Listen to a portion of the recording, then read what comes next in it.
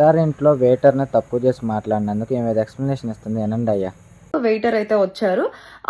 అతను ఆర్డర్ తీసుకోవడానికి వచ్చినప్పుడు ఆయన దగ్గర వచ్చే స్మెల్ గాని, ఆయన వేసుకున్న గుట్కా గాని, అండ్ ఆయన దగ్గర వచ్చే డ్రింక్ చేసిన స్మెల్ గాని, అవన్నిటికి నాకు చాలా అన్‌ఈజీగా అనిపించింది. ఒకవేళ వెయిటర్ దగ్గర నీకు గుట్కా వాసన వచ్చింది. నువ్వు వెళ్లి రెస్టారెంట్ ఓనర్‌కి చెప్పొచ్చు కదా! అతను తాగేసి ఉన్నాడనుకో, రెస్టారెంట్ ఓనర్ కంప్లెయింట్ ఇవ్వచ్చు కదా! ఆ రెస్టారెంట్ మీద బ్యాడ్ వీడియో చేయొచ్చు కదా! రెస్టారెంట్‌కెళ్ళాం మేము, వీళ్ళ దగ్గర బ్యాడ్ స్మెల్ వస్తుంది. అయినా గాని ఓనర్ ఏం రియాక్ట్ కాలేదని నెగెటివ్ వీడియో పెట్టొచ్చు కదా! కానీ మరి నువ్వు అట్లా ఎందుకు చేయాల?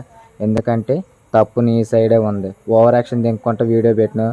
అది నిన్ను బ్లేమ్ చేసుకుంటూ మాట్లాడుతున్నారని నువ్వు మళ్ళీ రెస్టారెంట్‌లో వర్క్ చేసే వెయిటర్ మీద నింద దింగి నువ్వేదో పత్తిత్తులాగా ప్రూవ్ చేసుకుందామని మళ్ళీ అతని దగ్గర ఆ వాసన వస్తుంది, ఈ వాసన వస్తుందని పిట్ట కథలు చెప్తున్నావు. రెస్టారెంట్‌లో ఉండే వెయిటర్స్ ఎవరో కైనీలు కానీ మందులు కానీ తాగిరారు. ఎందుకంటే వాళ్ళని అలా డ్యూటీకి రానిరు. వాళ్ళేమన్నా పానీపూరి బండోళ్ళ విమలు తినుకుంటా ప్యాజ్దాలంటానికి. నువ్వు వెయిటర్‌ని తక్కువ చేసి మాట్లాడినావు. దానికి నువ్వు సారీ చెప్తే అయిపోద్ది. అంతేగాని మళ్ళీ వెయిటర్‌కెళ్ళి తప్పు చూపించాలి, నీకెళ్ళి ఒప్పు చూపించాలని సొల్లుపు కథలన్నీ దెంగమాకు. ఒకటి గుర్తుపెట్టుకో, నీ దగ్గర డబ్బు ఉండొచ్చు, అందం ఉండొచ్చు, ఏదైనా ఉండొచ్చు. కానీ ఒక మనిషికి నువ్వు ఇచ్చే రెస్పెక్ట్ నువ్వేంటనేది డిసైడ్ చేస్తుంది. ఎప్పుడైనా సరే కష్టపడే వ్యక్తికి రెస్పెక్ట్ ఇవ్వడం నేర్చుకో. ఆ రెస్పెక్ట్ అనేది నిన్ను కొంచెం ముందుకు తీసుకెళ్తుంది.